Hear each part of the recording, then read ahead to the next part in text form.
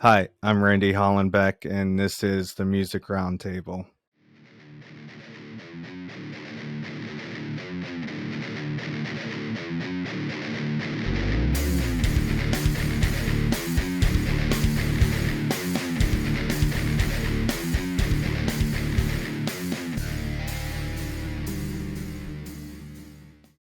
Today on the show, we have Steve Eldridge from the rock band QUALIA. Yes, sir. Thank you for having me, man. When it comes to the language that I speak, the worst things come in threes. Ah, yeah. Heavy is the rain, like a missile on the way. We will never tame the lions on the range. So let them roar like lions on the range. I wanted to get into some of your background, how you got into music, what age. That started really young, so probably like 4 or 5, just pots and pans. I started as a drummer, so that's what I've been doing like my whole life until like 16, 17. What are some of your musical influences for as far as singers? As far as singers, oof, definitely Spencer Sotelo. I feel like for anybody who knows me, that's a given. Um, Freddie Mercury, uh, and Beyonce. It's kind of all over the place, really. How did you get this band formed that you have currently? How did that come together? Well, initially I was in a different band playing drums, and then I ended up like doing some writing for a band called Get Scared with their singer, and then he was like, "You should just sing in your own band," because I was already kind of like testing the waters. Like, what do you think? You think I can do it? And he's like, "You could definitely do it." And then we did a song together, and that like started this whole thing. And then I was already working with Tristan on like his own solo stuff. So I was like, this kid's driven. He's already doing it on his own. So why don't you come over here and do this? And then we kind of like slowly picked the right guys up, you know. How did you come up with the band name? A Joe Rogan podcast. He was talking to some scientist, and they were talking about the um, the individual experience. So like if me and you went to a concert together, and I could have a great time, and you could have a terrible time. That's the definition of qualia, the individual experience, from what I understand, at least. What state is your band based out of? Illinois. Are you on a record label or you're independent? Currently, we're on Substream Records. We were independent for like the initial 2 years ish. Like we kind of just waited it out, you know, because that's how like the band started. Kind of like from people saying, "Hey, we'll shop you to this label, or we'll talk to so and so from you." So we like always like kind of withheld music. Like we would put out stuff when we wanted to, but we were waiting for someone to kind of team up with us, I guess. In Vogue Records? Yeah, sorry, our first single came out under In Vogue, and there was that was at kind of like in the midst of the pandemic, so it was a little wild. And I think that there was just some business things going on, so now it's Thriller Records. They're not connected to you, or are they like a subcontractor of them, or Yeah, it's kind of like our deal got switched over to Substream, so they're honoring that whole thing. when the pandemic hit and live music was shut down for a year, what did you guys do during that year? I mean, nothing. That's what was crazy is when things shut down. It was like it felt like in this weird way our career began. You know, like we got a record deal, and then it was like, hey, we're gonna put out this song that you guys already, because we already had Cult Fiction kind of just sitting. That's what we used to shop around. Our manager Eric was just kind of putting it in front of people, seeing what they were thinking, and finally we got the deal. But yeah, that one was just kind of, it was a single we had laying around that we were really confident in. And then that year of the pandemic was like, okay, you guys get to record an EP. So we went out to Ohio with awesome engineer named Nick Ingram, and we did our EP with him. And that was, so it was just like this very bittersweet year. It was strange. So basically, in that year, it gave you time to write that EP, write and record it. More so just record it, because we'd when this band essentially started from me having so much material. Like I had been writing on my own and like writing for other bands, and I had so much stuff sitting around that it was like, it was kind of foolish to just let it die on a hard drive, you know? So that was kind of, you know, we already had so many songs that was actually a problem. That was one thing we were really looking for a label to help us. It's like, hey, we want to do so many different things, but how do we do that and not, like, it's got to still, people got to like it and listen to it, or else it doesn't matter what you're trying to do, you know? So it was really just helping with some packaging. And then it ended up being, you know, Nick, who was kind of like, we sat down that first day in Ohio, and he was like, all right, what are we recording? And I was like, oh, well, here's 10 songs. What do you like?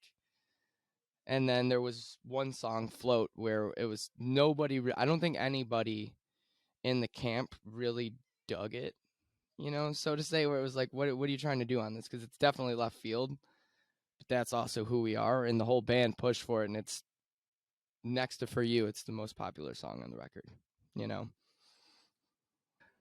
Have you played any shows since live music's returned? Have you played out anywhere? Yeah, we played 2 shows.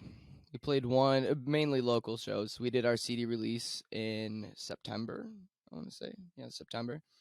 And then we played a show with a band called Joyous Wolf in July. Since the lockdown opened up and live music returned, did you notice like the audience seemed like more engaged? Yeah, definitely. Especially for a Chicago audience. You know, like Chicago gets so like we can see a show whenever we want at a bunch of different venues. Like not all places are like that. So I feel like you kind of got people, like you had a little bit less of the people just with their arms crossed, you know, sitting back. Like people wanted to have fun. That was really fun to see, you know. It was still weird, I won't lie though. It was a little weird. I want to talk about a couple songs off your Period of Reflection EP. Could you tell us the story behind Black Sheep? Oof. I like you. You're astute, man. You're just getting right into it. That song is about I guess you could say in a way cancel culture, but I think it's like a bigger problem of like, how do I say this? Like our kind of just the current dating society in a way. I mean, my own mishaps, like it was written around people that I had known. Kind of like this idea of like the chorus line of Lenny, you will never hear the gun. That's kind of like a mishmash of mice and men in The Sopranos, you know? So for people who don't know, spoiler alert, Tony, at the very end of The Sopranos, 2 men walk in and they pull a gun. Well, earlier in the seasons, they said, if you get shot, you never hear the gun. That's how the show ends. The screen cuts black and people are confused of whether or not Tony was killed. Tony was killed. And it's kind of this idea of like, if you just keep going through life acting a fool and not owning up to your mistakes, not being an adult, not being a quote unquote man, then you won't hear the gun. It's going to come and get you. And you know what I mean? You're going to have to pay for those mistakes eventually. Walk a fine line between naive and blind, living in the age where wasting time doing lines is prescribed. 3 yourself to the herd, but don't wanna see the feast. Stutter now and die like a sheep, or fat bot Snapchat so you feel complete. You speak in tongues, and then you will never hear the gun, never hear the gun, never hear the gun. We were talking about For You earlier, and I just love that song. um, especially your voice in there. Now, in the chorus part, it feels like that would be a song you would play out in concert, and the chorus would like have people bouncing, jumping up and down. I could see that happening. Did you set it up that way, like kind of like that? Yeah, I guess you would say that wasn't the initial intention. The initial intention was to write a pop, like an EDM song, or one that kind of like replicates that. Like I got hooked on this Chicago band Cruella, like they're an EDM group, and they had this song Alive that I just loved, and I sat down and I was like, all right, how do I mimic this song? And then by the time it was done, it was like nothing like that band, but I guess the whole vibe was, yeah, to make sure that people are. It was just supposed to be something that would connect, honestly. Like, how can I be really moody and honest, and like it's not necessarily a happy song, but it feels like one, you know? Yeah, it got that positive vibe, but the words are not like that at all. No, not at all. It's a very sad song. What are you currently listening to as far as new music out there? This is tough because I'm all like right now I find myself going back a lot. I don't know if I'm getting old, like, or just older, and I'm getting stuck in a rut of like stuff that I used to like. I've been listening to a lot of Coheed and Cambria, like oddly enough. Like just like I used to have this like guilty pleasure by it, and now I'm like just owning it. I don't really care. Spirit Box is phenomenal. That's something that I've been. That was one when Spirit Box came out. I was like, oh, they figured it out. Like there's this thing that I've been trying to do. Like I've been trying to meld pop and metal, and they did it. And I was like, oh, cool. Like this is kind of good timing. So Spirit Box is awesome. I can't really think of too much like now that I'm on the spot. Like I listen to so much music that it's almost hard to even say, you know? What would be some of your favorites from back in the day? Ooh, back in the day. Like if I was going to go that I feel like it depends on mood. Cuz the other night I just sat down and watched this AC/DC Let There Be Rock documentary. And then the next day I tried to jam some stuff and I was like, I'm not feeling this. But like my all-time favorite band Def Leppard probably. Like when it comes to that, you know, if I'm going to go back and listen to old stuff, that one it just doesn't matter. I can kind of listen to it whenever. Would that be like Hysteria or Pyromania? You know, I used to not really care for those records, like Hysteria particularly, because it was such a like single-oriented record. Now, really, it'll be anything from like Euphoria to the On Through the Night, you know, High and Dry, like all of it. I love all of it. Do you have any shows coming up in the future? I believe we have a show. Yeah, we are playing in January with Archers at the WC Social Club. I am terrible with dates, so I do not have a date on that. But I'm sure we'll be posting about it soon. Where could we get a hold of you guys at? Facebook, Instagram, Twitter? Yeah, all the above. I think we're on. I think Twitter is like Qualia .Illinois, something weird, but we're pretty accessible on Facebook and Twitter. That's all the questions I have right now. Thank you for coming on the show. Is there anything else you'd like to add? No, man, thank you for having me. I listen to so many podcasts, so as soon as you hit me up, I was like, absolutely. So, what do you guys got coming up in the future? Is there like any tours or anything planned, like in 2022 or something? Yeah, so next year we're looking at maybe March or April for tour. And right now we're working on a full length. That's kind of our goal. So I sat down, I have like 80 demos, and then I'm sending them over to this producer we're working with, who's kind of like, he's been a godsend, because I didn't know what I was gonna like. I know that I've been producing pretty much all of our stuff up until this point, and I don't want to do that anymore. I need somebody else to give us a little bit of guidance and like give me some guidance. And his name's Chris Galvez, and he's awesome. But yeah, I sent him literally 80 demos, and then he's like, "Can you whittle this down a bit, man?" He's like, "I've been listening to them, but I'm still not even through half." So I sent him those, and I got this like feeling of like, I don't really think I like any of this.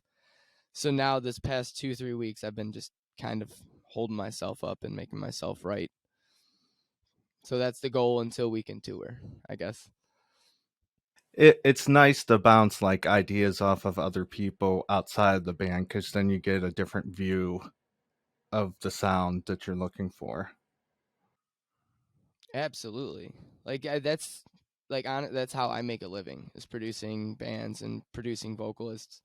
And like I feel like since I can come up with such a completed sounding product ish, that when I send it to another engineer, it's almost like it becomes this like, I don't want to say it's completely this might be a little bit in my head, but it almost becomes like a little bit of a dick measuring contest or something. Like, ooh, he's doing this on it. Like, you engineers are so critical of everything that another engineer does that it's like, oh, he did that, and he's no longer thinking about the song, because he can't, because the song's already been thought about, and at least in his eyes, especially if I feel like if the product's even halfway decent, they start thinking about production. So it's like really finding a producer songwriter that is like, okay, I don't really care what the production sounds like. The song's got to be good. It's like you can hide, but like even like with the reason why I love Def Leppard, one thing I realized doing Def Leppard style harmonies is you can really mask a lackluster melody with a bunch of harmonies. You can add some repetition, just basic melody, throw a million harmonies on it, and people are like, that sounds huge. But really, there's nothing there. There's nothing really that catchy. It's like the style of it is catchy. Yeah, it's just layered over top of each other. It sounds big on the record, but can you produce that in concert, Yep. And that's something that where like you mentioned with For You is like just like the bouncy vibe, but something that was huge for me is when I originally wrote it, it was all one vocal. So it was, I sing for you, for you, for you. And you could even tell there in my little like soft falsetto voice, you get up to that first For You and you're pushing it, and then you need to reset for the next two. And I was listening to Def Leppard, and I was like, why don't I just sing a For You?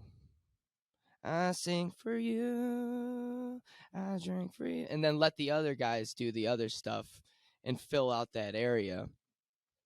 So that came down to like, just, can I do this live? Is it realistic? What's going to translate better? So it was kind of cool almost having all that time to sit there and like evaluate the song when I didn't have another producer. Thanks for coming on the show. Dude, this was awesome, man. Thank you for having me. Do you ever get the feeling like your whole life is on the line? I got that feeling and it's wearing on me. It's hard to breathe with you next to me.